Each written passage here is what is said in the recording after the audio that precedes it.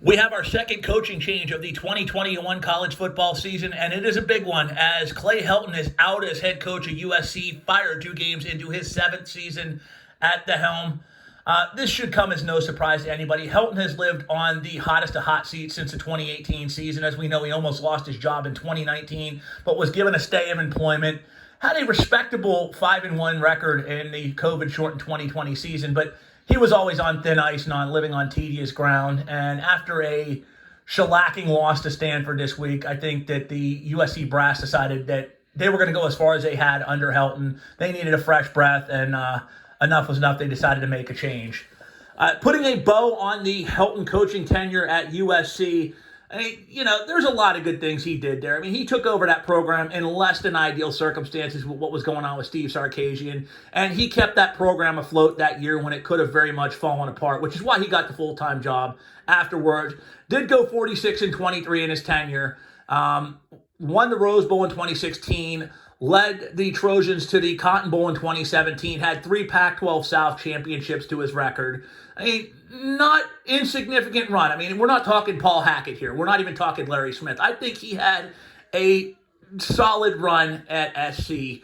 On top of things, he is held in the highest regard. It is rare to find anyone that will have a bad word to say about Clay Helton. I mean, I've yet to hear one.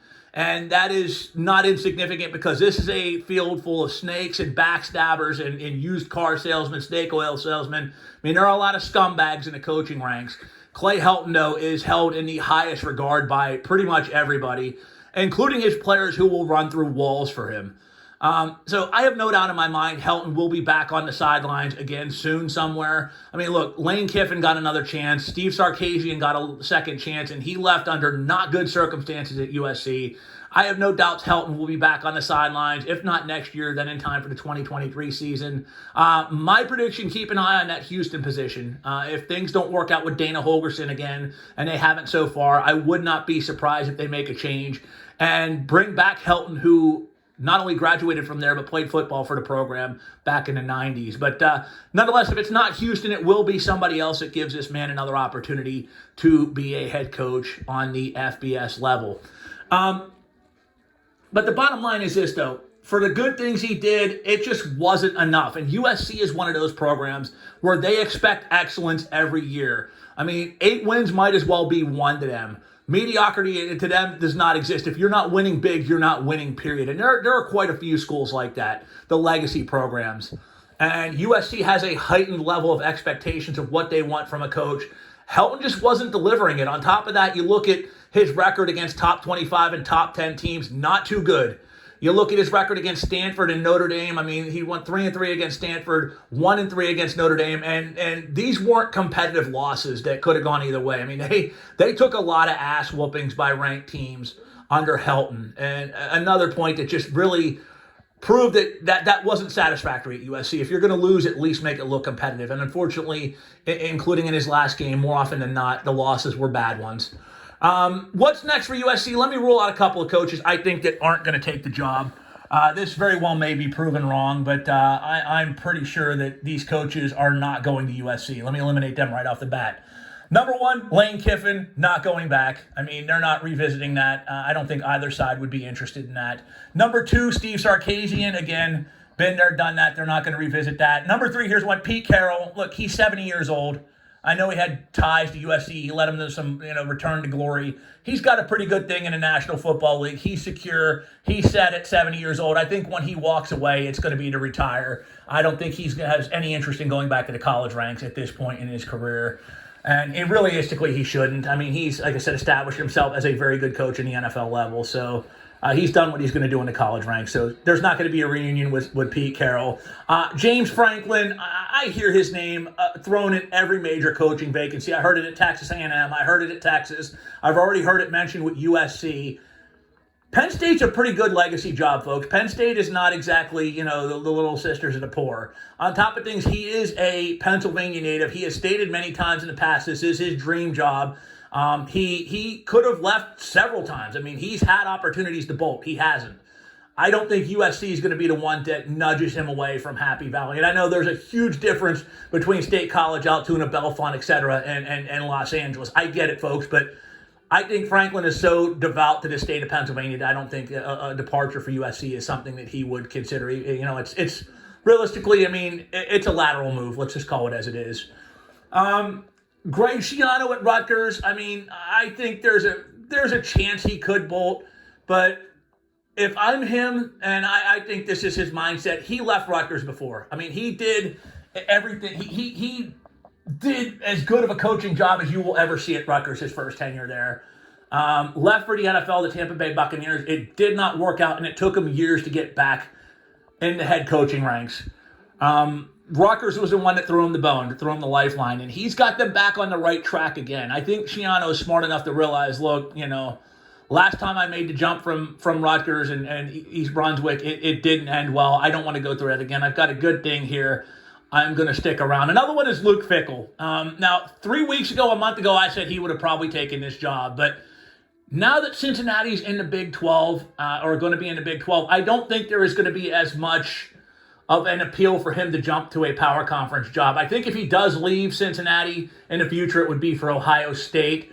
But I fully suspect he's going to stick around Cincinnati and try to build that program even further once they move up into a Power 5 conference. Other coaches that I've heard mentioned that I'm laughing at, Mac Brown, not happening. Another one, he's set where he's at. There's another couple. Mario Cristobal, maybe, but I think that he's another one. He's got a great position at Oregon. He's got them back rolling on all cylinders. I don't see any motivation for him to leave there for USC to go to another Pac-12 school. Here are some of the coaches, though, that I could see taking the job. And the one that keeps most prominently being brought up, and I'm going to put an asterisk as a strong maybe if things continue to develop this way, and that is Urban Meyer. I don't think Meyer's leaving for USC this week. He's not going to be coaching USC in the month of September or October. Let that be abundantly clear. I don't think he'd leave after one game or two games, no matter how bad they've been. And believe me, it's been bad for Meyer at Jacksonville. It's been one disaster after another, between bringing in Chris Doyle, which was a major black eye, to the Tim Tebow experiment. And I love Tim Tebow, but, that's got him a lot of backlash. Some of his comments, that he's made that haven't sat well. It's just been one thing after the other for him, and none of them have been good. On top of things, his NFL debut could not have gone worse. He looked completely unmotivated, unprepared out there. Looked like he was completely lost. And this was playing a Houston Texans team with a rookie 65-year-old head coach that had been a position coach almost his entire career, and a team that didn't have Deshaun Watson. They were going through a murderer's row, lack therefore of running backs. This is a team that many people thought was going to be the worst in football by a Minnesota mile. And Houston went out there and kicked Jacksonville's ass because Meyer looked like he was completely clueless. And he's not the only one. Believe me, it's a tough transition from college to the NFL. And I fully suspect that if things continue to go in this manner, that Meyer might be looking for the exit, and that might be USC. On top of things, if we keep hearing reports like the one that Jason La Canfora released to the news about the culture in Jacksonville, I wouldn't be surprised, like I said, later on in the season if he realizes the NFL's not for me, I'm going back to my comfort level of college, and pulls a Bobby Petrino. It would not shock me one bit. And I know, he's still got that iconic status in northern Florida because of what he did with the Gators, but NFL is just a completely different animal. One coach I absolutely could see right now going is Matt Campbell of Iowa State. I know he's been ridiculously loyal to ISU, and he is building a very good thing in Ames. He is exceeding expectations by a mile, but he may be at the point now where he realizes he's accomplished everything he's going to accomplish there. And get while the getting's good. He's a hell of a head coach. Make no mistake about it. I think Matt Campbell would do very good things at USC, and I think he is very much a legitimate candidate to keep an eye on for that position.